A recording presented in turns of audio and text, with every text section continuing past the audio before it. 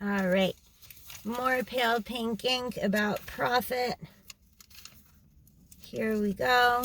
If I can turn the page. So I went to see Prophet the other day. I eventually was so intrigued that I carved out time to go visit him myself because I just had so many questions about his life decisions and beliefs. So I went to see Prophet the other day. It worked out nicely because I was in the neighborhood already and didn't really have anything to do for the rest of the day. I like him much better when he's not on stage and not in a suit.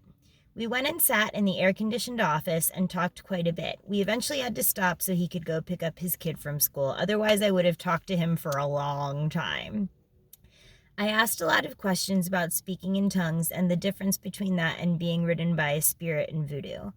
He said the sort of speaking in tongues that isn't interpreted, the kind where they're just rambling, is like charging your battery. The longer and more often you do it, the stronger your connection with God. He gave me some more prophecies, which I'll get to. Oh, they're rich. Just you wait. He said how he doesn't get much time to speak in tongues, but his wife does it a lot, so she'd be more able to prophesy. Don't you just hate it when you don't have time to sit and speak in tongues? I hate that. So he told me all sorts of stuff. He said he remembered telling me stuff my first week in church, but he didn't remember the specifics. But once I started repeating it, he remembered more. And the anointing came upon him, and he told me more. What am I doing here? It says keep reading. It said end here. I said how when he'd been telling me stuff the last time, I don't want to say that.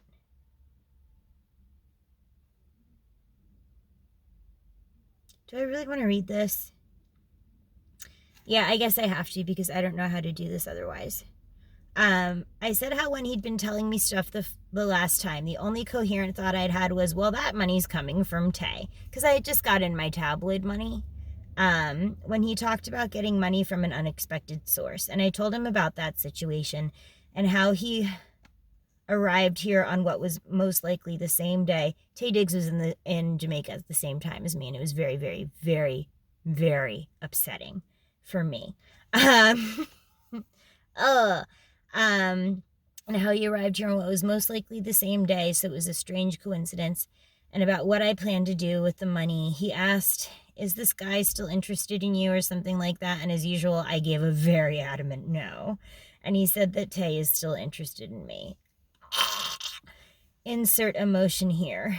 Interested in could mean anything, though. I pointed out that he seems to be interested in busty brunettes in general. It could also mean that he just thinks of me sometimes, that I'm occasionally on his mind. It could mean I'm just still relevant and that the bad press affected his life in some way. So whatever, I made it clear that his interest was of very little value to me. But obviously, I was still intrigued by that supposed information. He said, for a movie star to be interested in you, that's a pretty big deal. God. Yeah, I'm thoroughly aware. I also don't think it's that kind of interest, but we shall see. He said that I should ask Tay to pay for me to get an education. Imagine! Oh my God. I'm guessing that means grad school. I already had 2 degrees at that point. I don't know if it's all bullshit or not. Whatever. It's bullshit. I guess I'll find out as life happens. He brought up that I'm not tithing to his church. Ooh, what a surprise. He wants my money. Oh man. Shocker. I said that's because I don't have any income. You can't tithe 10% of zero after all. But he said I should be tithing from the tabloid money. I never thought of that. I looked at giving it to charity as giving all of it to God. But I could see his point. So I pulled out 6,500 That's like a little less than $60 at the time. I don't know what the exchange rate is now.